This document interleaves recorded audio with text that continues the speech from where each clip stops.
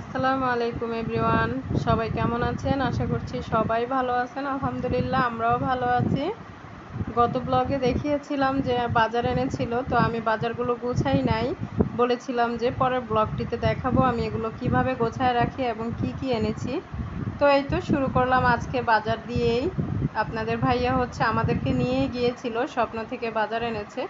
তো লবণ, চিনি, পোলাও চাল, মশারির ডাল এগুলো তো আছেই, সাথে আরও অনেক বাজার এনেছি। আম, কাপড় কাচার সাবান, তারপর হচ্ছে হুইল পাউডার, তারপর হচ্ছে গায়ের সাবান। তো এই তো অনেক বাজারই এনেছি, এক এক করে সবই দেখাবো। আর এই যে আবেশ চা পাতাটার প্যাকেটটা দেখলেন, এটা হচ্ছে নতুন বের হয়েছে, আমরা এর আগে আর কখনো আনি নাই, এখনই ফার্স্ট টাইম। তো ট্রাই করে দেখবো আর কি কেমন লাগে। তো ওই বাজারগুলো গুছিয়ে রেখে এখন আরেক ব্যাগ হচ্ছে ঢাললো ছেলে। তো আমার বাজারগুলো গোছাতে আমাকে আমার ছেলে সাহায্য করছে। তো ও দিচ্ছে, আমি ভাবছি যে একসাথে আমি গোছায় রাখবো, কিন্তু না, আমার ছোট ছেলে হচ্ছে সব কিছু আমার থেকে টেনে টেনে নিয়ে যাচ্ছে। ও দোকান সাজাবে আর বলছে যে আমি দোকান সাজাবো, আমার থেকে কিনবা। তো আমি বললাম ঠিক আছে, তুমি দোকান সাজাও। তো এই তো আমিও ওকে একটু একটু হেল্প করছি সাজানোর জন্য আর কি। আর এই যে ছেলেদের জন্য হচ্ছে চকোস এনেছি। বিকেলবেলা হচ্ছে দুধ দিয়ে যদি চকোস দেওয়া হয় তাহলে তো আর কোনো নাস্তা লাগে না। বড় ছেলে ছোট ছেলে দুইজনেই খুব পছন্দ করে। তো এই যে দেখুন ওর দোকান সাজানোর মানে সিস্টেমটা। আর এদিকে এনেছি পাস্তা, নুডলস। তো পাস্তা দুই রকমের পাস্তাই এনেছি, আর নুডলস এনেছি। বড় ছেলে পাস্তাটা খেতে খুব পছন্দ করে, আর ছোট ছেলে রোহান, ও পাস্তা খেতেই চায় না। টমেটো সস এনেছি, আর যদিও গরুর দুধের চা খাই আমরা, তারপরেও একটা গুঁড়ো দুধও এনেছি, লাগে অনেক কিছুতেই। তারপরে এক প্যাকেট চানাচুর এনেছি, মেজবানি মশলা এনেছি, মাংসের কালা ভুনা মশলা এনেছি, তারপরে চিকেন ফ্রাইড এগ মশলাটা এনেছি। বাচ্চাদেরকে তো মাঝে মধ্যে চিকেনটা ভেজে দেওয়া হয়, সেজন্যই আর কি। আর পাস্তা নুডলস এনেছি, ম্যাগি নুডলস, সরি ম্যাগি মশলাটা না আনলে কি আর ভালো লাগে, তো সেটাও নিয়ে আসলাম। আর ম্যাগি মশলাটা দিলে আমার মনে হয় যে, মানে আমি জানি না, আমার কাছে মনে হয় সবার কাছেই এটা মনে হয় যে নুডলসের স্বাদটাই মানে বেড়ে যায়, টেস্টটা অন্যরকম হয়ে যায় আর কি। তো যাই হোক, আমি হচ্ছে এখন যার যেখানে স্থান তাকে সেখানেই রাখছি আর কি। নুডলস আর পাস্তাগুলো হচ্ছে আমি এই যে এই নুডলসের বক্সটাতেই রাখি। এটাও নুডলস সহই এনেছিল, আমাদের অনেক নুডলস খাওয়া হয়, ছেলেকে টিফিন দিতে হয়, বিকেলের নাস্তা বানাতে হয়। তার এদিকে আগের কিছু সেমাই আছে, সেটা আমি পলিথিনে পেঁচিয়ে তারপরে এই ডিব্বাতেই রেখে দিলাম আর কি। সব কিছু নুডলসের আইটেম আমি সব কিছু একটাতেই রাখি, যেন আমি চাইলে হাতের নাগালে মানে একসাথেই সবটা পেয়ে যাই। আর চিনিটা হচ্ছে এই যে চিনির ডিব্বায় ঢেলে নিলাম। আর একটা কথা বলি, ডিব্বাগুলো দেখে কিন্তু আপনারা প্লিজ কেউ কিছু বলবেন না, যদিও এগুলো পুরন মডেলের। এগুলো আমার শাশুড়ির হাতের, মানে ওনার সংসারের। তো আমি যেহেতু উনি যেহেতু আমার সাথে আছেন, আমি ওনার সাথে আছি, আমাদের সংসারও একটাই, সেহেতু এই ডিব্বাগুলো আমি কিন্তু এখনও মানে ফেলে দেইনি, আর ফেলবও না, যে পর্যন্ত যায় যাও।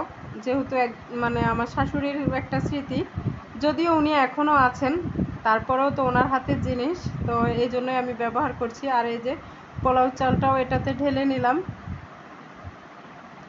2.5 কেজি পোলাও চাল মনে হয় যে ডিব্বার একদম নিচে পড়ে আছে। তো যাই হোক, আর এই যে নিরো ডিব্বাগুলো দেখছেন, এগুলোতে কিন্তু ওর বাবা যখন বিদেশ ছিল তখন কিন্তু দুধ আনা হতো এগুলোতে করে। ট্যাঙের ডিব্বা, দুধের ডিব্বা, এগুলো কিন্তু সবই সৌদি আরব থেকে আনা। তো অনেক বছর হয়েছে এগুলার। কিছু আমার বিয়ের পরের থেকে, আবার কিছু হচ্ছে আমার বিয়ের আগের। তো এই আর কি, আমি সব কিছু সুন্দর করে গুছিয়ে রাখছি। তো বাজার যেদিন আনা হয় সেদিন কিন্তু এই কাজগুলো খুব নিখুঁতভাবেই করা হয়, যেন পরবর্তীতে কোনো ঝামেলায় পড়তে না হয়। যেন কাজের ঝামেলা থাকলেও, তাড়াহুড়ো করে কাজ করলেও যেন হাতের হাতের কাছেই পাই সবটা, সেভাবেই রাখছি আর কি। আর এই যে হুইল পাউডার, তারপরে হচ্ছে লবণগুলো আমি এই কোটাতে রাখি, এটা বেসিনের পাশেই থাকে। তো এটাও সুন্দর করে এখানে গুছিয়ে রাখলাম। আর হচ্ছে এখানে যে সব কিছু নিবে না, তাই দুধ বা আমার আগের কিছু চাপাতি এগুলো সব কিছু এখন এইখানে রাখলাম। আমার দরজার পেছনে একটা কন্টেনার আছে, সেই কন্টেনারের ভিতরে। তো এটা হচ্ছে গতকাল এনেছিল আপনাদের ভাইয়া, হলুদ মরিচ ভাঙিয়ে এনেছিল। তো আমি আর এগুলো গোছানোর টাইম পাই নাই, ভাবলাম যে এখন যেহেতু সব কিছু গোছাচ্ছি এখনই গোছায় নেই, এই আর কি। তো হলুদটা আমি ঢালবো না, হলুদের ডিব্বা এখনও হলুদ আছে। আর মরিচটা হচ্ছে নিয়ে নেব, ধনিয়াটাও নিয়ে নেব ডিব্বার মধ্যে। তো ডিব্বাতে কিন্তু, ডিব্বা বলেন, কৌটা বলেন, বয়াম বলেন, যেটাই বলেন, তো আর এটাতে একটা পলিথিন দিয়ে আর কি আমার শাশুড়ি মা রাখতেন, তো আমিও ওনার কাছ থেকে দেখে দেখেই কিন্তু কাজ শিখেছি। বিয়ের আগে তেমন একটা কাজ করি নাই, আর কাজ করি নাই বলে যে জানি না তাও কিন্তু না, কাজ অনেকটাই জানি। তো বাবার বাড়িতে থাকলে কোনো মেয়েই কিন্তু কাজ করে না, সব মেয়েই কিন্তু বাবা মার রাজকন্যা হয়েই থাকে। বাবার পয়সা থাকুক বা না থাকুক, বাবা বড়লোক হোক কিংবা গরিব হোক, সব মেয়েই বাবার কাছে কিন্তু রাজকন্যা হয়েই থাকে। তো সেরকমটা আমিও ছিলাম। আমি কিন্তু প্লেটের পানিটা ফেলেও খাই নাই।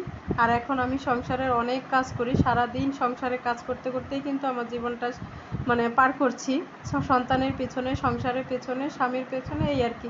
তো স্বামী সন্তান নিয়েই তো সংসার, এটা আমাদের মহিলাদের মানে কি বলবো, জন্মগতভাবেই এই ধরনটা চলে আসছে। তো এই তো দেখেন আমি হচ্ছে হলুদ মরিচগুলা, হলুদ রাখি নাই সরি, মরিচ আর হচ্ছে ধনিয়াটা রেখে পলিথিনের মুখটা এভাবে মুড়িয়ে রাখি। তো সরাসরি ডিব্বাতে না রেখে আমার শাশুড়ি এভাবেই রাখেন, তো আমিও এইভাবেই রাখি। আর হলুদ মরিচ কিছুটা হচ্ছে রেগুলার ইউজের ডিব্বায় নিয়ে নিলাম, এগুলো এখন হচ্ছে পাকঘরে রাখবো হাতের কাছে, আর এগুলো হচ্ছে সেই সুকেসে পাল্লার মধ্যে নিয়ে রাখবো আর কি। আর এদিকে আপনাদের ভাইয়া হচ্ছে মাছ এনেছিল, তো কিছুটা সে কেটেছে, কিছুটা আমি কেটেছি, দুজনে ভাগাভাগি করেই কেটেছি। সে আমাকে 3 টুকরো করে দিয়েছে, কাটা ফেলে, কাটা যেহেতু শক্ত, কাটিয়ে আনবে সেই সময়টা ছিল না বাজার থেকে, সেজন্য আর কাটিয়ে আনতে পারে নাই। তো এই তো আমি মানে সংসারে আসলে কাজ শেষই হতে চায় না, একটা করলে আরেকটা বের হয়, আরেকটা করলে আরেকটা বের হয়, এভাবেই কিন্তু সংসারে যারা হাউস ওয়াইফ আছেন তারা কিন্তু মানে সংসার নিয়ে মানে সারা দিন সংসারে কাজ করতে করতেই শেষ হয়। ঠিক আছে, আমি কাজগুলো গুছিয়ে নিচ্ছি, আজ আর নয়। সবাই ভালো থাকবেন, সুস্থ থাকবেন, দেখা হবে অন্য কোনো ব্লগে। আসসালামু আলাইকুম।